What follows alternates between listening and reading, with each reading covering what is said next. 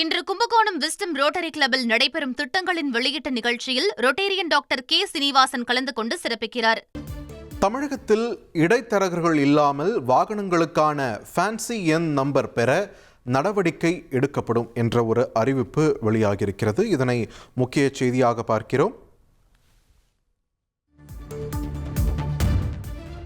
வாகனங்களுக்கான ஃபேன்சி நம்பர்கள் குறித்து திருத்தி அமைக்கப்பட்ட கூடுதலான விலை அண்மையில் போக்குவரத்து துறை தரப்பிலிருந்து நிர்ணயம் செய்யப்பட்டதை செய்திகளில் பார்த்தோம். இந்நிலையில் இடைத்தரகர்கள் இல்லாமல் நேரடியாக இந்த ஃபேன்சி எண் பெறுவதற்கான நடவடிக்கை எடுக்கப்படும் என்று தகவல் தெரிவிக்கப்பட்டிருக்கிறது. கூடுதல் விவரங்களோடு இணைகிறார் எமது செய்தியாளர் தாயுமானவன். ஓடிவி தாயுமானவன், விரிவான தகவல்களை பதிவு பண்ணுங்க. தமிழகத்துல இடைத்தரகர் இல்லாம வாகனங்களுக்கான ஃபேன்சி நம்பர் கிடைப்பதற்கான நடவடிக்கை எடுக்கப்பட்டிருக்கிறது. வாகனங்களுக்கான ஃபேன்சி நம்பர்கள் குறித்து திருத்தி அமைக்கப்பட்ட கூடுதலான விலை அண்மையில போக்குவரத்துறை தரப்புல நிர்ணயம் செய்யப்பட்டிருந்தது.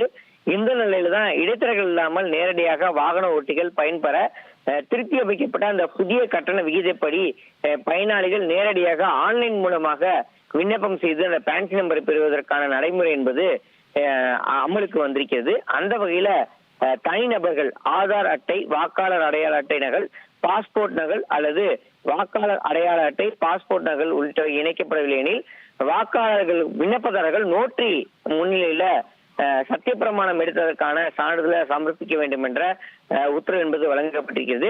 நிறுவனங்களை பொறுத்தமட்டில் விலைப்பட்டியல் நகல், பதிவு சான்றிதழ் நகல் உள்ளிட்டவை சமர்ப்பிக்கப்பட வேண்டும் என்ற அறிவிப்பு என்பது வெளியிடப்பட்டிருக்கிறது. இதே போல அறக்கட்டளையை பொறுத்தமட்டில் விலைப்பட்டியல் நகல் மற்றும் அறக்கட்டளையுடைய சாசன நகல் அல்லது தணிக்கையாளர் நகல் ஆகிய 2 சான்றிதழ்ல ஏதேனும் சான்றிதழ் என்பது வைக்கப்படும் என்ற விண்ணப்பம் என்பது வழங்கப்பட்டிருக்கிறது. விண்ணப்பதாரர் பூர்த்தி செய்யப்பட்ட விண்ணப்ப படிவத்தை தேவையான ஆவணங்களையும் பின்வரக்கூடிய மின்னஞ்சல், அதாவது ஹோம் டிரான்ஸ்போர்ட் 6@gmail.com என்ற ஒரு விண்ணப்பத்தின் கீழே விண்ணப்பிக்க முடியும் என்ற ஒரு நடைமுறை என்பது கொண்டு வரப்பட்டிருக்கிறது. இதன் மூலமாக வரும் காலங்கள்ல அந்த இடைத்தரகர்கள் நேரடியாக அந்த பயன்பொருளை தடுக்கக்கூடிய வகையில நேரடியாக சம்பந்தப்பட்ட பயனாளிகளை விண்ணப்பிக்கக்கூடிய வகையில் அதற்கான மின்னஞ்சல் முகவரி என்பது வழங்கப்பட்டிருக்கிறது. இந்த மின்னஞ்சல் முகவரியை பயன்படுத்தி சம்பந்தப்பட்டவர்கள் விண்ணப்பிக்கலாம் என்ற அறிவிப்பானது வெளியிடப்பட்டிருக்கிறது. இதன் மூலமாக நேரடியாக மக்கள் பயன்பெறக்கூடிய வகையில் இதற்கான வாய்ப்புகள் என்பது அமல்படுத்தப்பட்டிருக்கிறது. அது மட்டும் இல்லாம அண்மையில் தான் இந்த ஃபேன்சி நம்பர் பெறுவது தொடர்பான கட்டண விகிதம் என்பது மாற்றியமைக்கப்பட்டிருக்கக்கூடிய நிலையில் அந்த புதிய கட்டண விகிதங்கள் அடிப்படையில இனி வரும் நாட்கள்ல கட்டணம் வசூலிக்கப்படும் என்ற அறிவிப்பானது வெளியிடப்பட்டிருக்கிறது.